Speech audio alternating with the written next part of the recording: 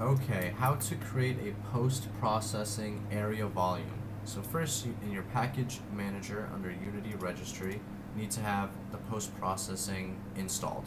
Next, first let's add the post-processing to just the FPS controller first. So we have post-processing that'll be affecting the entire level, right? And this can be really, really subtle. So first, in the first person controller character, go into layer, add layer, post-processing. Oh, post-processing, there we go. Back in the first person character camera, you want to change the layer to post-processing, add component, post-process layer, under layer here, post-processing, under anti-aliasing, TAA, add component of the volume. Make this is global, so it affects everything. Add a new profile. Here we can start adding effects. Let's say I want a little bit of bloom, or a little bit of vignette is what I meant. A little bit of vignette.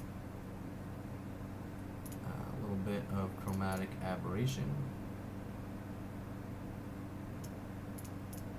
And then a little bit of grain. A little bit of ambient occlusion. Right? Okay, so this is nice. This is good for our first person character camera. Something subtle. Now to add it to a volume, what we want to do is create a 3D cube, 3D game object cube.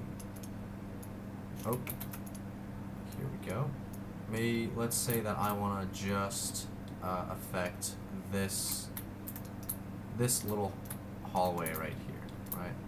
So I'm going to turn off the mesh renderer, make the box collider trigger, change the layer default to post-processing.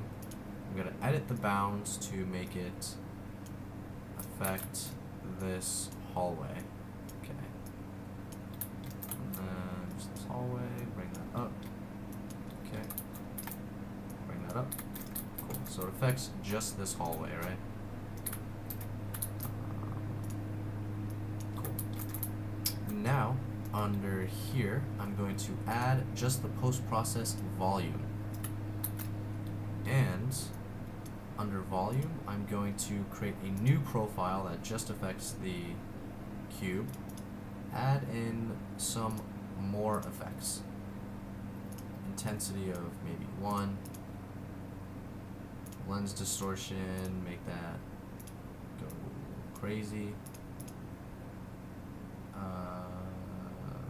Ambient occlusion, maybe make that a little crazier. Okay. Then of course you can do anything else you want. Make the priority of that maybe 0.01, and then the blend distance, make sure the weight is set to 1, and then the blend distance will say how smooth you want the transition between the effects to be. So blend distance, say 0.8, right? So this distance will be how much it transitions into the full effect.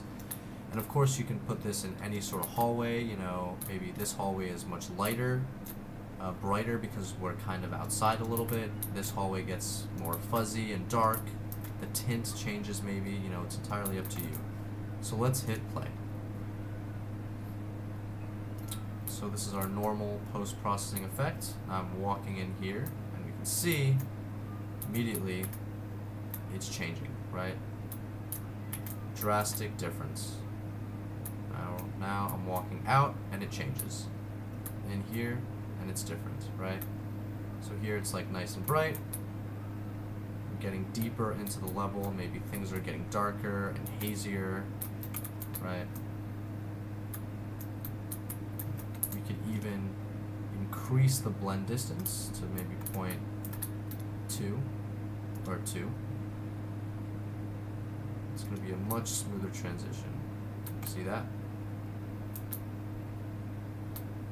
Much smoother. And then we're walking out of it and it goes away finally. That's the blend distance.